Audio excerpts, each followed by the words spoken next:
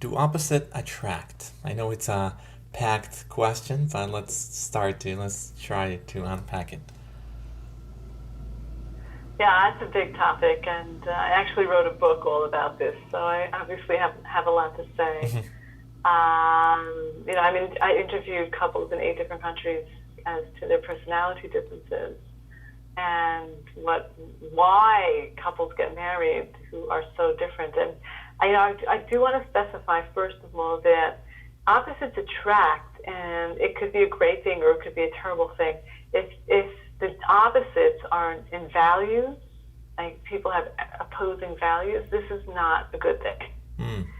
Okay, so and we could be very attracted to someone who has very different values from us in the beginning, but after a while, this starts to really eat away at us. So in terms of opposites attract, it's a great thing with personality differences up to a certain point, but with values differences, it's really not.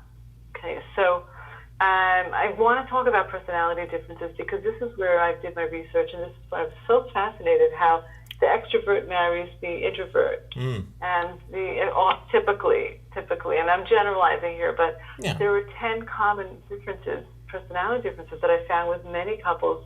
Many of them have all 10. Some have 2, 3, 4, 5, but most couples that I've met over the years have quite a few personality differences, and are always a bit shocked to find them. And again, I'll give you some examples of these differences. Again, not just introvert, extrovert, but spender, saver. You have the organized, not so organized, very decisive and hesitant. Obviously, the emotional, the intellectual, the very giving and more boundary. The optimist marries the pessimist. The slower and the faster. It is just fascinating. The more affectionate and the less affectionate. And then we find ourselves in a relationship with someone. Wait a minute, what were we thinking? How did we get married to someone who's so different? And the truth is that if we met someone who was exactly like us, we never would have married them. And most of us did date people who were very, very similar, and something was missing. Okay, so there's something built into the human being, and that is that we seek someone who's going to balance us. And it feels good when we're dating to have that kind of balance, right? So the introvert and the extrovert, right? So if two people are super introverted, typically it doesn't work.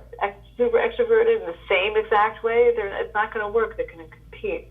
But it's that balance, and through the relationship, the extrovert becomes more grounded and internal, and the introvert becomes, more socially developed. So we naturally are attracted to someone who's going to really balance us out. There is this quest, I believe, like an inner quest to be more balanced.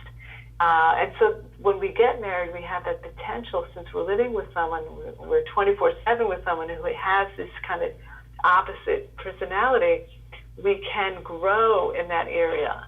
That's number one. Number two, as a team, right? If you start a business and you know you can only hire one person, would it be smart to hire someone who could do exactly what you could do, or somebody who could do things you don't like to do or you can't do?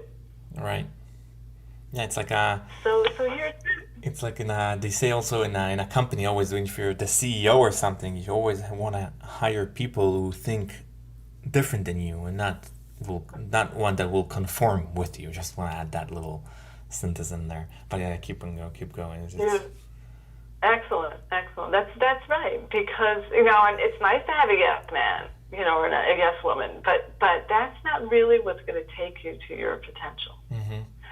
So now again, I'm not saying that people should go out looking for an opposite. I think we should look for similarities when we're dating. The opposites will be there because subconsciously we choose that. And when we wake up after the wedding and we're like, what? Wait a minute, we're so different. That's when we need to take out this truth and understand those differences are precious. They're amazing. We have to learn, again, how to use those differences for our growth, for our completion. Again, when I say completion, I don't mean that we shouldn't, we need someone to complete us as a human being. We all need to grow as into ourself and in a sense complete ourselves. But no matter how developed we are as human beings, there's certain aspects of ourselves we can't reach without that 24/7 relationship.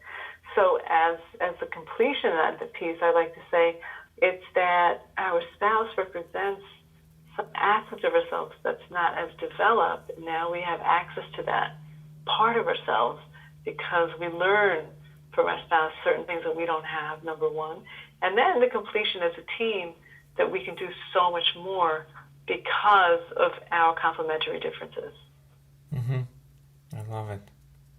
What do you think about it? Yeah, it's good. What if it's could be if one is too introverted, one of them is a little bit too introverted, for example, could that start like some kind of an issue because let's say this person want to go out three times a week per se, and one of them only want to go once. So could that be like a source of conflict in the future? Not necessarily, but what do you think? If it's like if the differences are too wide, could that be an issue? Well, first of all of these differences will cause some conflict. And again, we're not afraid of conflict because it's when one person wants to go about 3 times a week and the other person doesn't want to. So each one really actually coming towards the other person, and an extrovert learning to be a little home a little bit more, and the introvert learning to go out a bit more. That's really where the growth happens. Right, right. So the conflict, we're not afraid of the conflict. It's just we need to learn how to communicate, to bring up conflict, and then how to come towards the other person. Okay, for this is connected to something else I talk about, which is really being able to be on another person's island, to understand the world through their eyes. And this is where all of that, that growth happens.